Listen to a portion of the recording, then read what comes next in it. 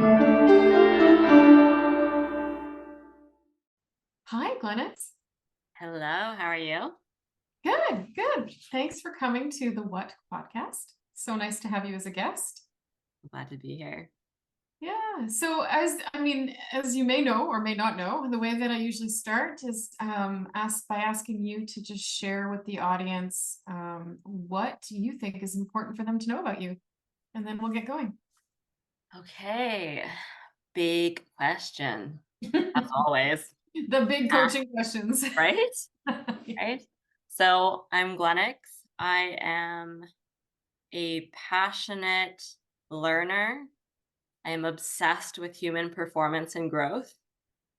I deeply, deeply love my life right now because I've got some amazing people in it. And so I think having amazing people, including coaches, is one of the best gifts that life could ever give you.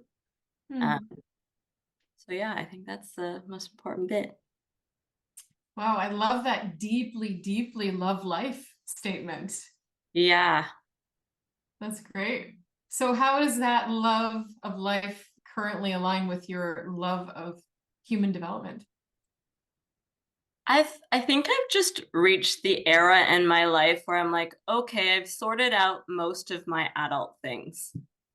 And now I have space and room to play and be creative. And that, like anything, any creative endeavor comes with a lot of growth and development. And that's my jam. That literally is my jam. So like now that I have that freedom and now I have some skills too, right? Because I take the coaching course, I coach people. It like a lot of avenues have opened up for me to learn things. And that really fills the cup for me about growth and learning. So I Mm. find that like I'm almost thinking like I'm approaching 40, approaching midlife. I'm going like every time I walk somewhere, like a bookstore, I talk to someone, there's just a world of things that I don't know that I really want to know. Mm. Right. And now I like have the time and I have like a stable job. And like, I can do this. That's good. I don't have school anymore. You know what I mean? Like my career's, so yeah, it's been lovely. It's so lovely. Yeah. Would you mind telling people a little bit about what you do professionally? Yeah, so I'm a public servant in a science-based organization that regulates nuclear in Canada. So I'm a strategist and advisor with them, which sort of, and I've been that way for a while.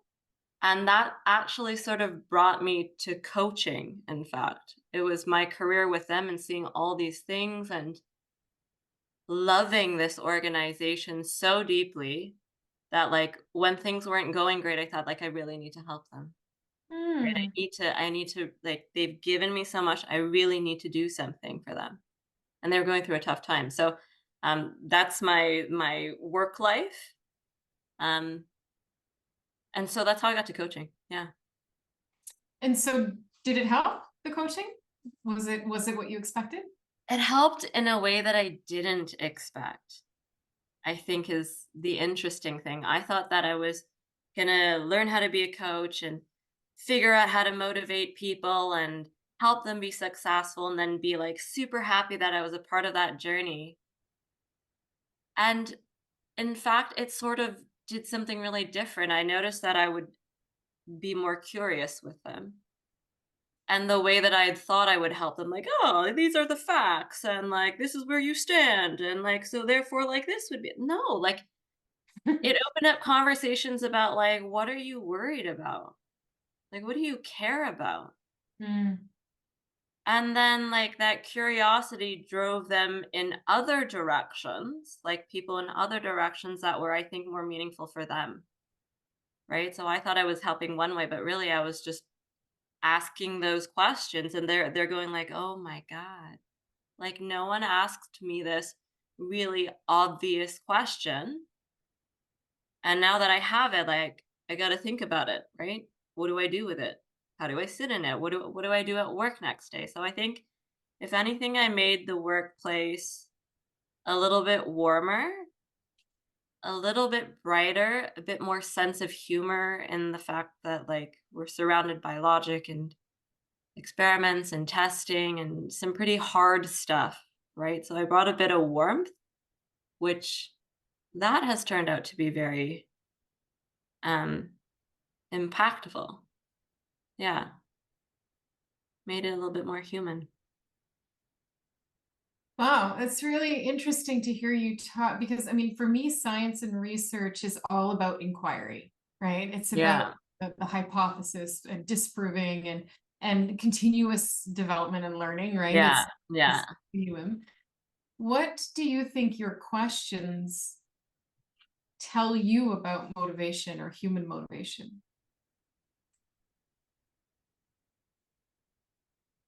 That it often goes back to childhood. Hmm.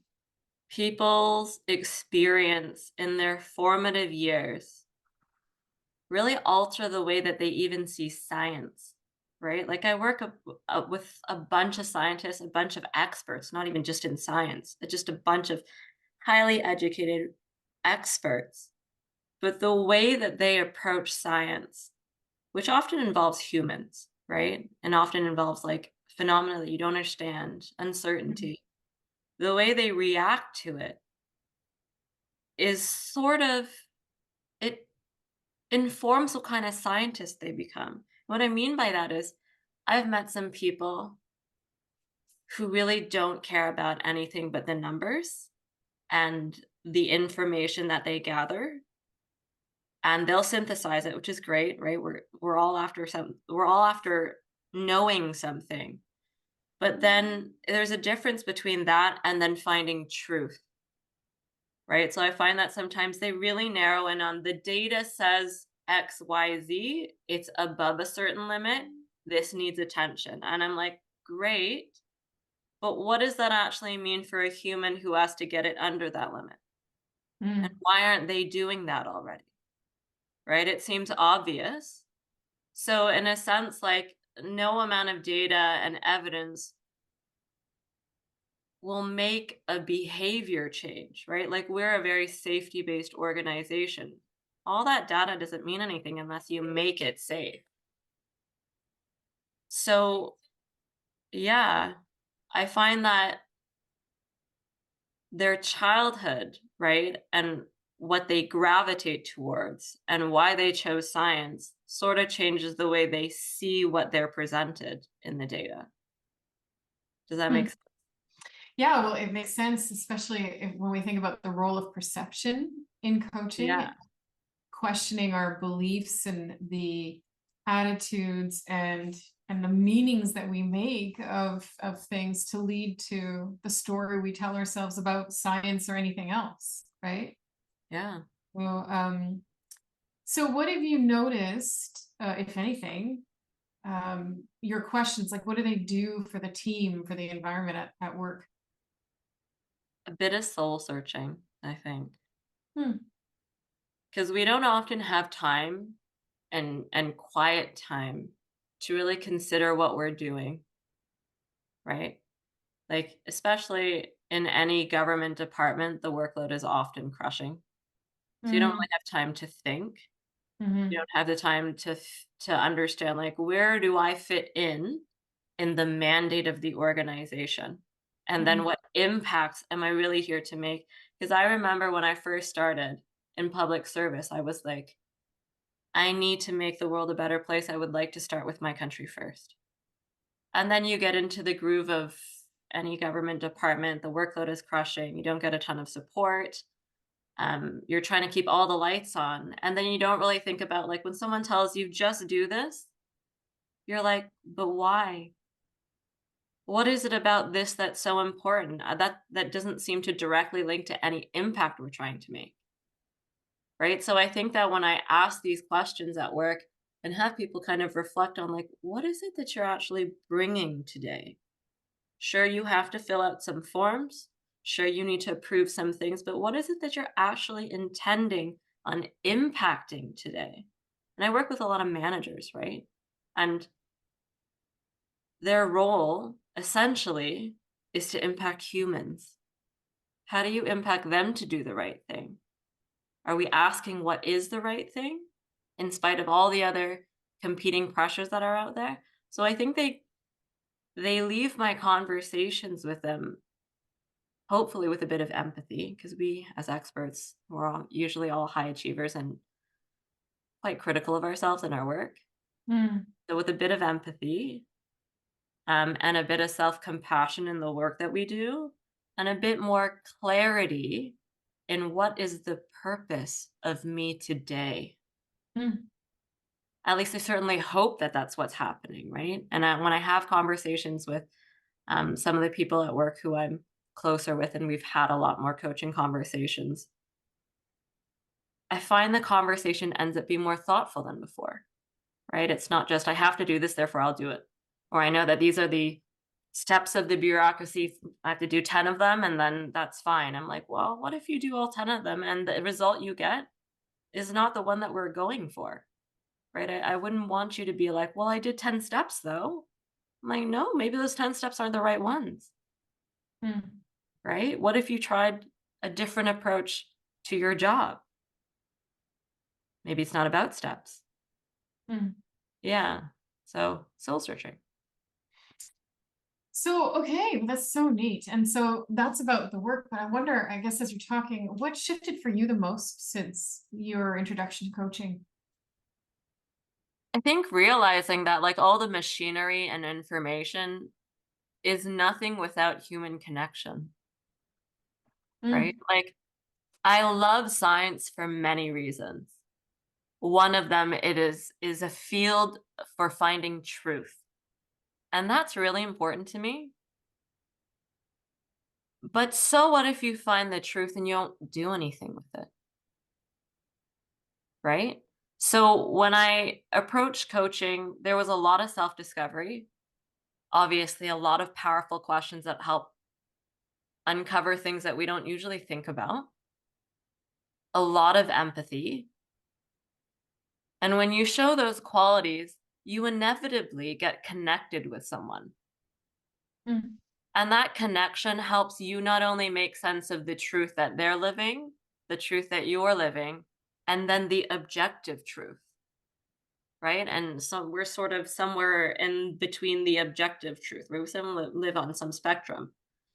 And so, like, being able to have the tools and the research backed psychology behind like why do we do coaching this way has been so instrumental in me understanding like how do humans deal with truth, right? What do they do with it afterwards, right? Why don't they deal with it, or do they actively decide, right? I'm deciding not to do anything with that truth. Sometimes that is the best move for them. And so I find I'm much more high performing than before. I'm less upset too, right? When you're like, "Oh my god, I gave you all the facts. How can you not understand that this is the way you gotta go?" And I'm realizing, like, that's my truth. mm, Data speaks to me in a certain way, therefore my truth is you do this to make an impact. But for someone else, their truth can be completely different with the same data. mhm, So I'm finding a lot of truth and realizing, like, they two truths can be different and still exist in the same place, and it is completely okay for that to happen. Yeah, so it's been life-changing, and I've met so many wonderful people with the skills that I got out of coaching. mm. That ability to connect to someone where they don't usually have that level of connection that quickly, especially since we talk in class about, like, having tight sessions. Now I have a lot of tight conversations, Yeah. right? And, like, people are on when they realize, like, "Oh my god, you actually care about, like, what I think. You're Mm, curious, you're not telling me or advising me what to do, you're not projecting onto me," and I'm like, "Wow." I've gotten so many new perspectives I would have never in my whole life considered even being true, but they are. Yeah. wow. You came, I'm just thinking back, you came to our it was the professional and business, right? Certification that you did. Personal and business performance, yeah. Right. And that was in, remind me. 2021? 22? Can't remember. It was after COVID, right? So it was 2021 at least. At least 2021. I think, yeah, because the pandemic was one of the triggers that was like, "Oh, my team is really suffering," Oh, okay.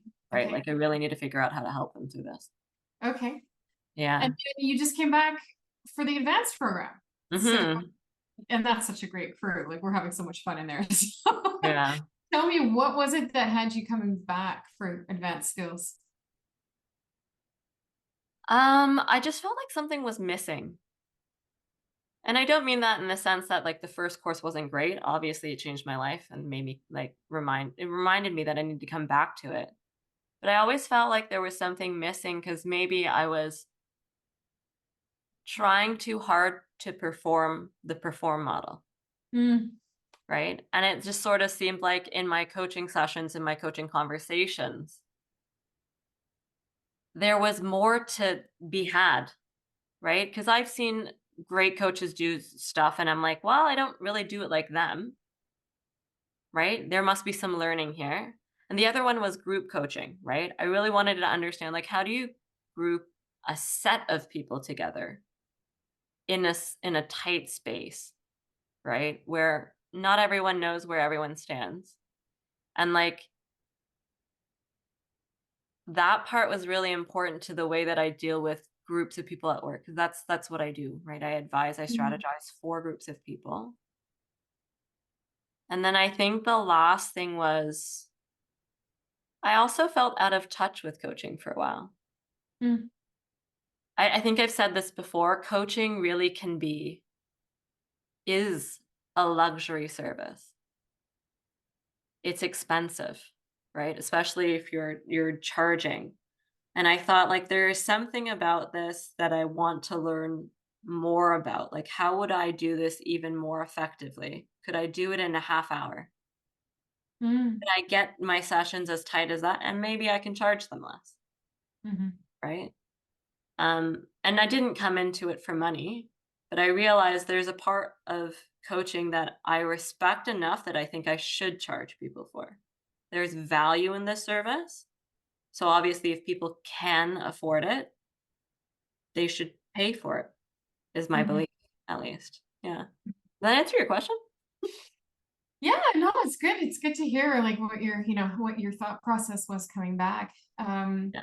And before you mentioned a little bit about the grounded approach or the research that you've been reading in the program on what makes coaching coaching Yeah. and why is it coaching in this way and not another way. Mhm. What would you want to tell people about, I guess, that academic approach? Because I think some people, when we say academic approach, they think, "Oh, I don't want to, I'm too scared of research. I don't want to read heavy research and do that. And my brain doesn't work that way."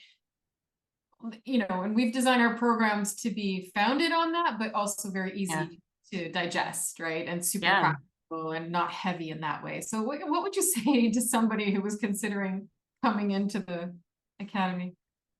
I would say take comfort in the science, which I think for some people who are not scientific and maybe that's not the way that their brain likes to organize information, um, I would say take the leap of faith and take comfort because oftentimes we're not sure of what we've done in coaching, right? Did it work? Does the Mhm. person feel better? I wonder if I made a difference. And the great thing about science, the great thing about research is that it's reliable and accurate when it's done well.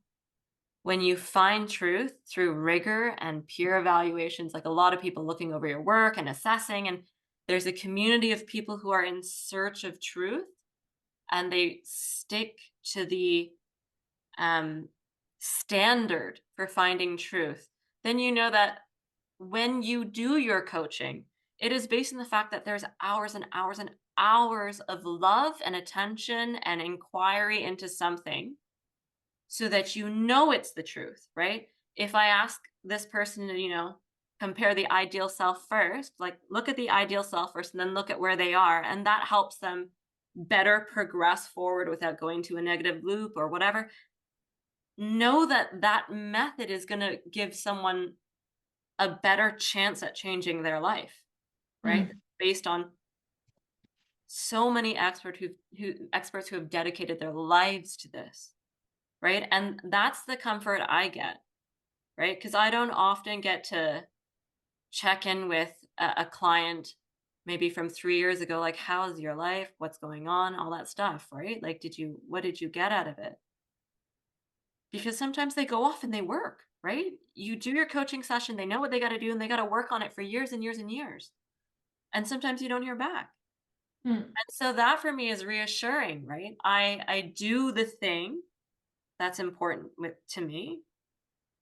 And I know that somewhere out there I've given it my best, and I have done it from a place of truth. And that keeps me going. Yeah. Yeah, I was actually just reading an article on pseudoscience and science and scientific method, and what's the difference, right? Yeah. And I was just struck by what the scientific method entails. And you mentioned rigor, you mentioned peer review, but there's also this interconnectedness of existing scientific knowledge that research fits into. Mhm. And I think of coaching and how I've built the program to be supported by the research that I feel was pertinent to the skills that we're learning, right? Mm. Why this skill and not another skill? And Mm.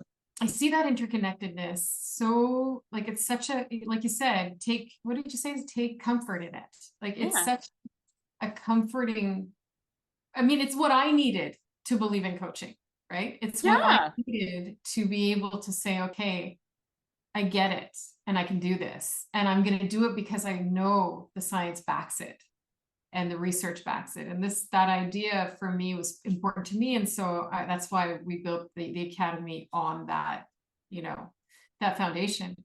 So Mm. for you in your, coaching cap, if you have your coaching cap on, like what is your vision for yourself as a coach?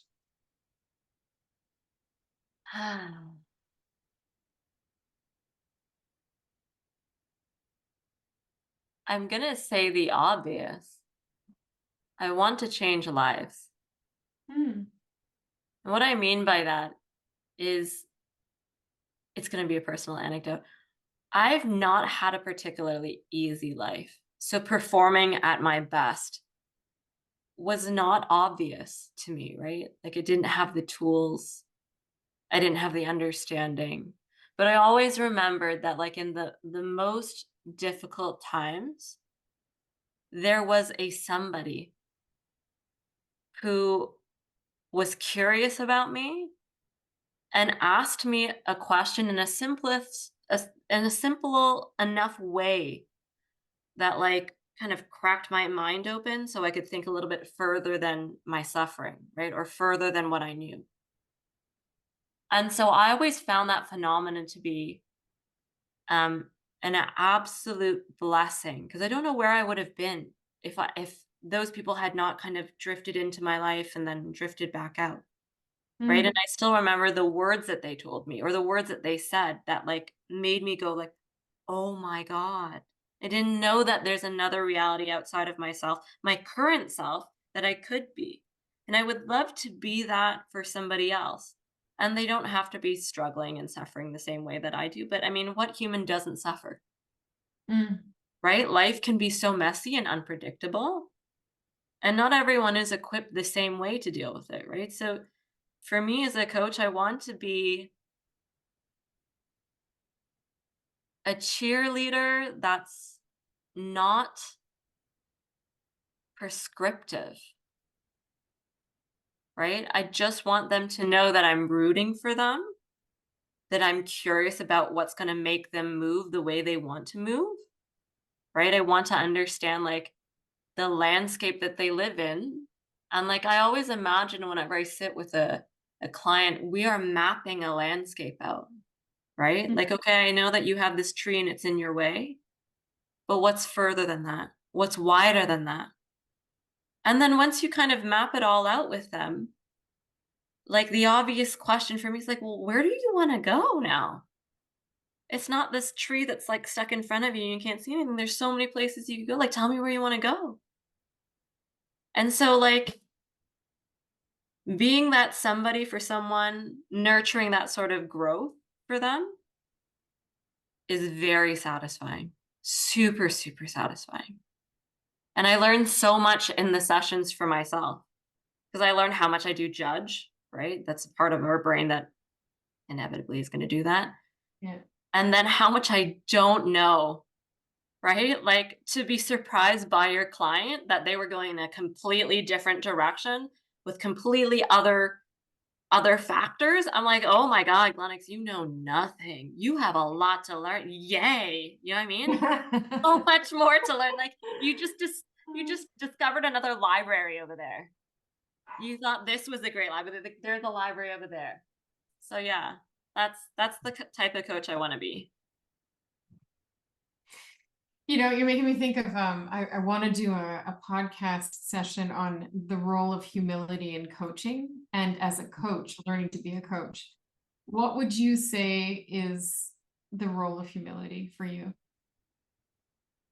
The role of humility. I think it's a gift to yourself.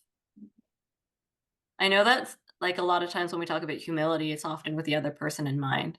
But I think that humility is a gift that you give yourself. It is a gift of space, right? Because we see the world one way or a set of ways because of our life experiences. And then when you have humility, you realize my way is real and valid, but there are so many other ways out there. And if I gave myself space to let that in and kind of go like, what do I want to adopt from that? What do I want to experiment with that? Then there's just like myriads, like exponential amount of evolution that happens.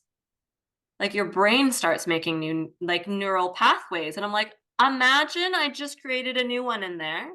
And if I applied this neuron to that thing over there that I've been struggling with for like my whole life, what would be different, right? Like I'd be like, "Oh my god, we have to go try that. Experiment now."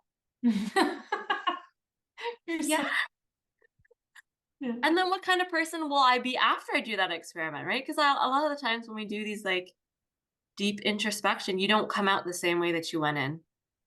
Mm. Yeah. And so I'm like, how many great versions and evolutions of me can happen? And then how many can I do with other people? So humility, it's a gift that you need to give yourself. Mm. Yeah. What is it to you?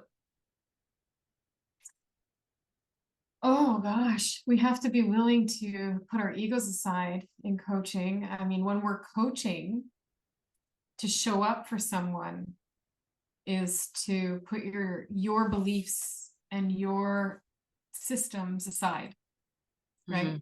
Hear the other person from their perspective and their context.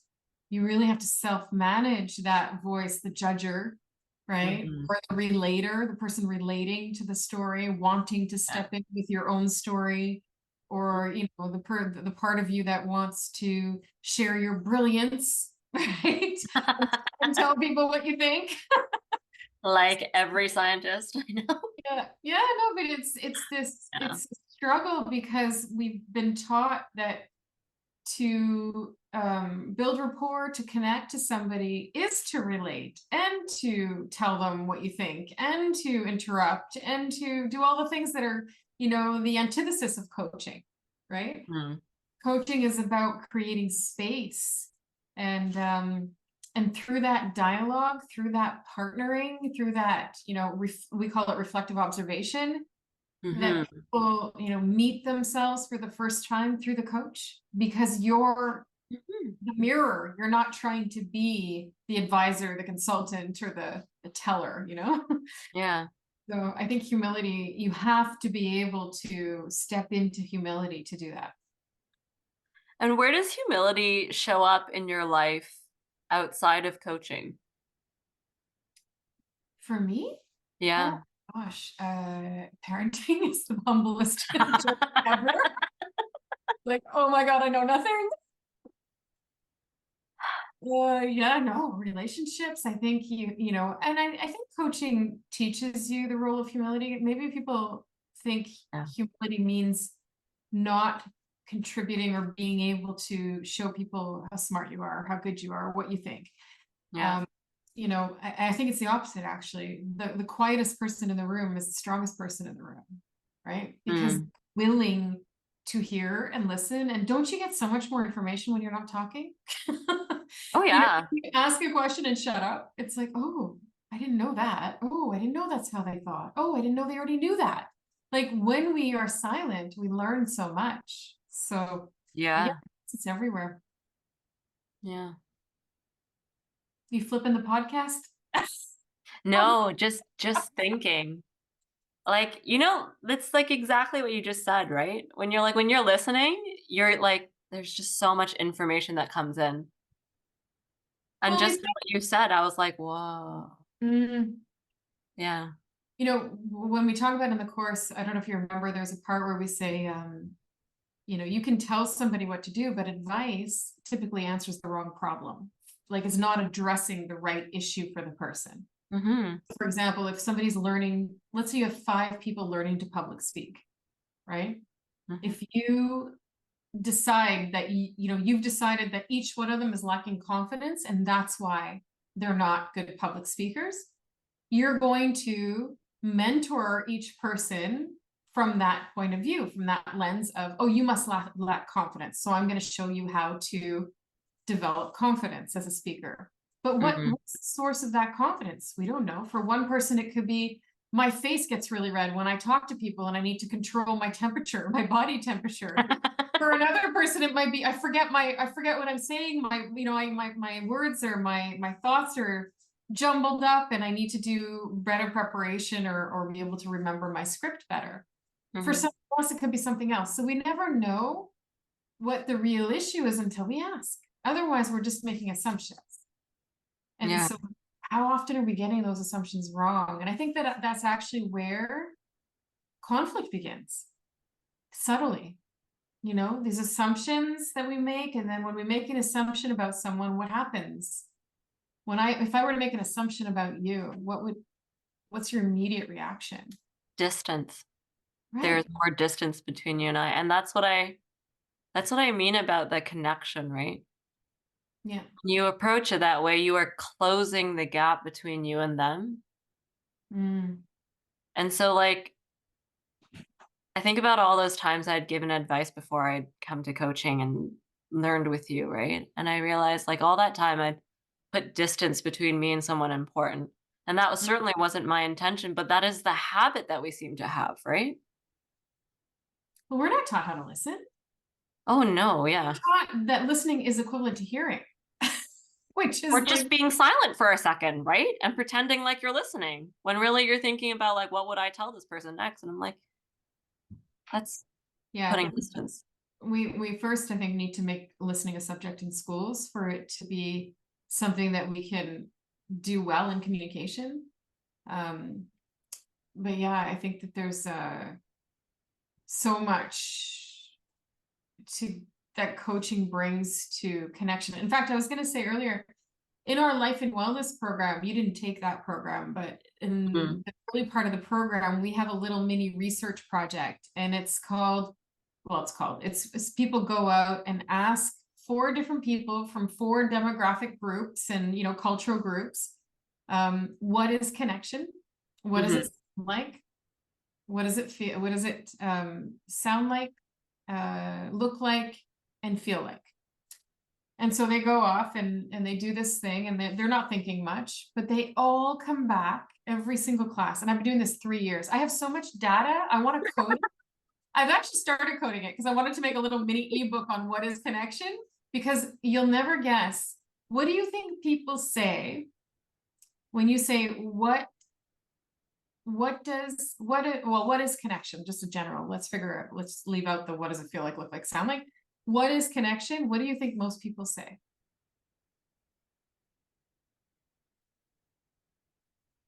Talking? Interesting. I don't know. Well, What do and you I think? didn't know either. I was surprised. And it's actually comfortable silence. That's what people Oh, more than anything.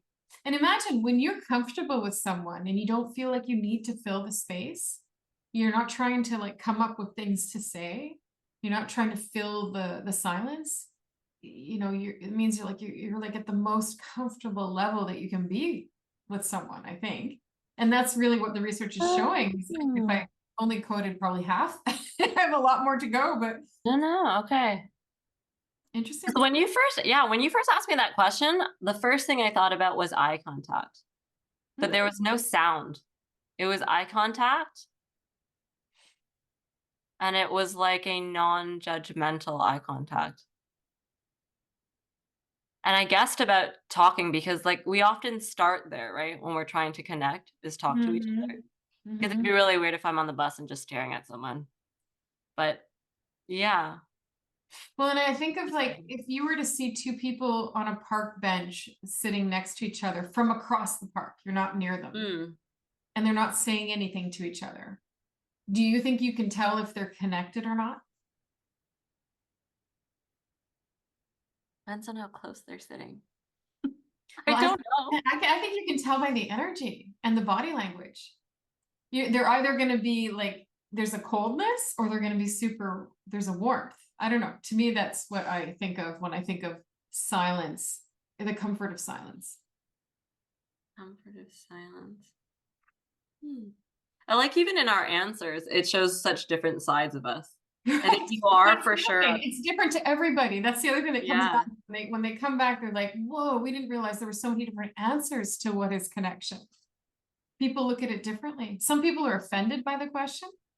Some people don't like it. Yeah, they don't like it. They get uncomfortable. Wow. Yeah, yeah. It's really neat. It's very neat to have people go and do that and kind of report on it and realize that, and what the point is that when we assume that we know what connection is, we are making assumptions about how to connect to people. So as a coach, you really need to think, what is connection to the person I'm sitting in front of right now? Because it's different for everyone. And coaching is founded on connection, right? The coaching conversation begins with connection or building that connection. Okay.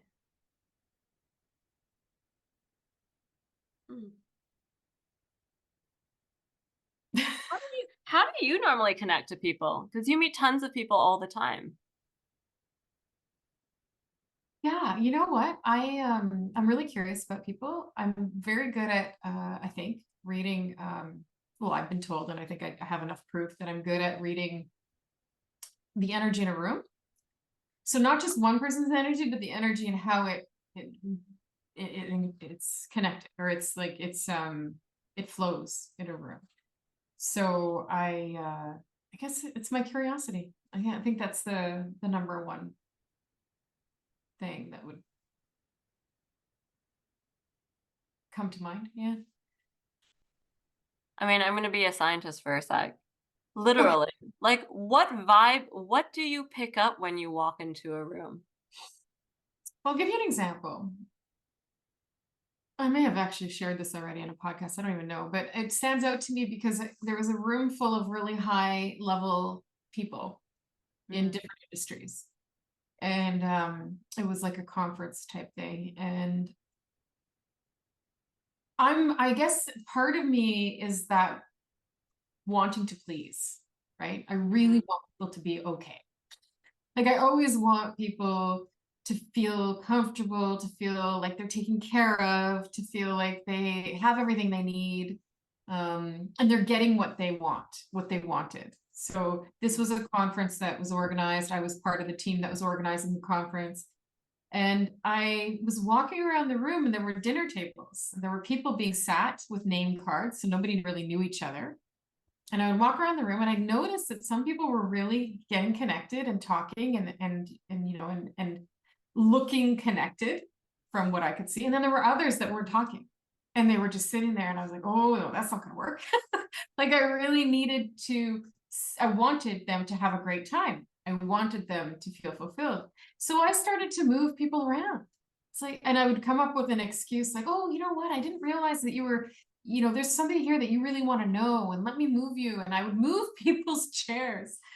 And at the end of the evening, this one woman came up to me, and she was like an SVP HR. She had been, 30-year career, and she had seen a lot of things and people. And she came up to me, she goes, I don't think I've ever seen somebody work a room like you. Like, and take care of people the way you did. Not work the room as though I'm a speak, but like take care of people in trying to make sure that everybody was having a good time and was taken care of and fulfilled. And she said, I just really noticed how you did it so quietly too. So that was funny. And I think I don't know if that answers your question. I don't remember what you asked me, but yeah. And when you walk into those rooms like that, is there a certain sense that stands out to you the most? And what I mean by that, is it like a visual thing? Is it an auditory thing? It's energy. I think it's And energy, but I have what to is be that for you? um synergy. Like it's um flow. I have strong intuition. And when I don't follow it, I pay for it because I don't always follow it because your brain gets in the way, logic gets in the way, reason, habit, pattern thinking gets in the way. So intuition's strong, but it's not always right. Yeah. And, but when I haven't followed it, I've noticed that it's yeah, it's been like a moment of regret. So When you feel good vibes or good flow in a room, where does that show up on your body? oh, my chest. I just felt it like a tingle right now. Yeah. Oh, tingles. Okay. Yeah. Yeah. And bad vibes, where do they show up? Gut. Right away. I'll tell you, Mike, like I'll want to throw up. Gut. Like, oh no, this is not going well. Yeah. Wow. So it's quite visceral for you then. I guess so. I mean, I've never really thought of it this way, but yeah.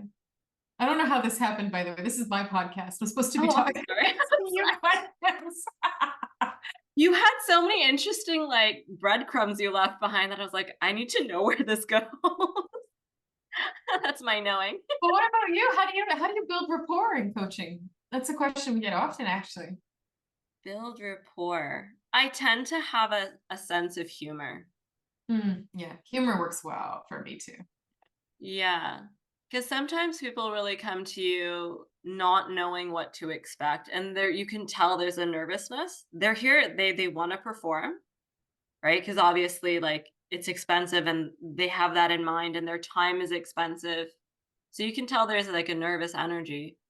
Um, and then I try to keep things light first, right? Mm, Happy, have a sense of humor. Yeah, talk about this awful thing that's happened to you and like be adjacent to it for a bit, right? Like, because I find that, whenever we get into our high emotion, we are like living that moment. We're not thinking more like clearly, right? But I find a sense of humor, especially if you can bring that without being disrespectful or yeah. invalidating, really helps people go like, you know what I mean? Like they're like adjacent looking at the thing that happened and not living in the thing, right? So it's sort of nice to give them that space where it's I mean, there's no better way to say this, but it's safe, right? Mhm, You know mhm. the emotion that's there, but you're not overwhelmed by it. You're not having it pass through you and punch you and all that stuff, right? So sense of humor is good. Um, and I think asking people at the end of it, like, what was that experience like for you? Right? Because I'm sure a lot of people go into whether it's coaching or therapy or going to a service, right? Where you're hoping to get something out of it. They're like, well, I got the thing that I paid for. But the thing that I think people care more about is that you cared about them in that interaction.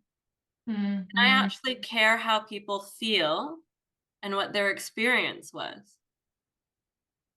And that's another learning point for me as well, right? I'm like, I wonder what they got out of it because I got something out of it. Pretty unexpected as usual because I never know where they're going to go. But then to hear them think, like, I might be like, God, I like asked an awful question there. Like, that really wasn't the way to dig deep, and then to have them come back and sometimes go like, "No, like, that actually led me to this other thing that really bothered me." I'm like, "What? Really?" And they're like, "Yeah, yeah." And that's why like the goal changed halfway through. But I'm like, I realized all that didn't matter. And I was like, okay. Right? Or like I just like having people know that they're cared for and loved by someone, even though like, yes, we have to be professional, but there is a love in our practice. I don't think you can be a coach without love. You're like the third or fourth person I've interviewed who said that. It's so cool that that keeps coming up. And the other thing I want to say about care, I am reading a book. I asked the whole team to read it actually. It's called Unreasonable Hospitality. Mm, Super good. And in it, he's a guy who owns or runs a 4-star, I think it's a Michelin star restaurant in New York City, and how he built that up. And and he says, trends will come and go in terms of, I guess he's talking about food and in restaurants, but he says the yeah. one thing that Yeah. never changes about people is everybody wants to feel cared for. Mhm. That's the one thing that doesn't change, right? It's like you can, all the trends and all the things that come and go, but Yeah. people Yeah. in the end want to feel cared for. And It's I just, always in fashion. Yeah. yeah, Yeah. it's like it comes down to that love and care that you provide. And I mean, what do we always say? Like coaching, I think, is a space where people feel seen, heard, and like they matter, possibly for the first time in their life, because they're not in competition with something or someone, Mhm. in their daily lives. Yeah. Mm. Where do you think love fits in on all this? Because I know that you're like that came up a couple times. Where do you fit with that? I think it's like what you talked about. It's that um, care and love is that exponential care that you Mm, create when someone is in your presence. It's unconditional acceptance in that space because I don't have to agree with you as a coach. My mhm, values don't need to change. I don't need to shift for you. I simply need to create the space for you to feel no judgment, to be able to twirl and talk through ideas and to mhm. show up as you are, as vulnerably as you would like. And that begins with creating that space of exponential care, which to me is love, and an invitation to be seen and heard, right? Yeah. When you said that, imagery came up for me. It was like someone prepared a room for you, and you could Mm, just be as weird as you wanted in that. Just be fully you, right? And to have someone give you that space to be the weirdest version of you, for you to understand yourself or to be yourself, like, where do we actually have that? Right? Like, even for some people at home, they don't have that. mm. There's an image they have to to live up to, their expectations of them, and how often do we have that space to be, like, completely wholly ourselves, and then see ourselves being like that? Like, not that many places do that. I think more people than not don't have a space like that in their Yeah, lives. Mm. yeah. Okay, so I have to ask, Mm. what do you do in your weird room? In my weird room, well, dance, I definitely dance. I've always loved dancing. I find that that's a great way for me to bring out my joy and sometimes even my frustration. Mm. I dance in there. I shadow box in there. I sing like and like just awful, awful tunes in there. I try to be Adele. I try on different parts that I see from other people that intrigue me. And I think of this example, like my sister-in-law has completely different core values from me. And she, of course, lives her life very differently from me. And she, in a sense, like we almost don't get each other. Not in a way like that's bad. We just can't understand how you could live life differently. Right. And so sometimes when I have that room, I'm like, what would my sister-in-law do? Mm. Right? I'm like, oh, like if I had to just applied a bit of her spirit for a second and like try that on and then went to go try that thing, I'm like, whoa, like wholly different results. And I'm like, and do I like those results? I sort of do like some of them, right? Like, well, then how much of this do I want to carry? So I experiment, of course, the scientist, I experiment a lot in that room. The different versions of me. I talk to myself in that room like a crazy person, right? And I like process. So I don't, yeah, that's what I would do. What would you do in your room? Oh, I knew you were gonna ask me. I I can't. have to Oh, know. I have to reveal something about me that no one really knows.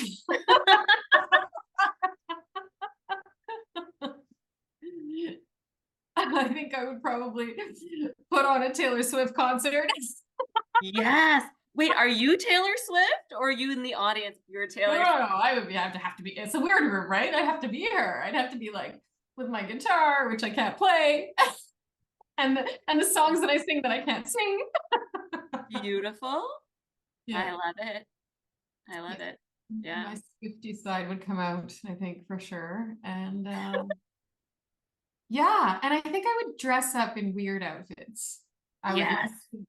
that creative expression that I don't allow myself sometimes, most times. I would want to use that. What stops you?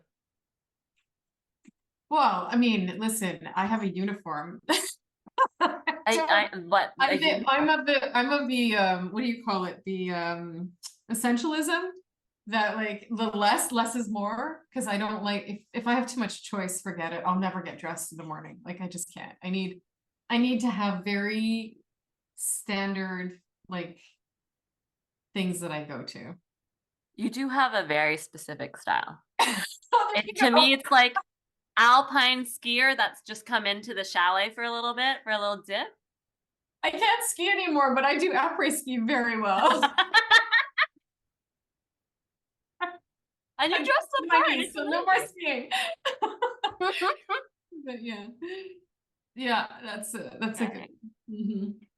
Okay. Yeah, well, that's fun. I like we should have a weird room challenge in our coaching Yeah, course. Mm, I second that. yeah. So listen, this has been so much fun, and I think we're over our time, but I wanted to ask you, like, what's one thing that you could tell people about your experience with Canada Coach Academy? Because, this is about the podcast. What do you think somebody who's listening to this who's thinking about coach certification, what would you say to them? I would say trust yourself and then lean on your classmates. Yeah.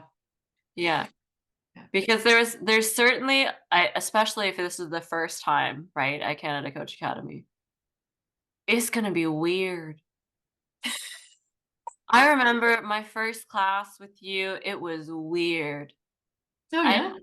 I'd never been so heard and listened so hard in my life, Wow. right? Because you're right, like we don't go through life being the way that we are as coaches, right? And when you learn it and you're going through the mechanics and the evidence behind it, like that brain power really ramps up because you're like, this is a completely new skill. I don't have a neuron that knows this stuff, Mm. right? And you are building that. And as much as there's going to be self-discovery, I think come all people come to coaching partly for self-discovery, right? There's going to be a ton of that.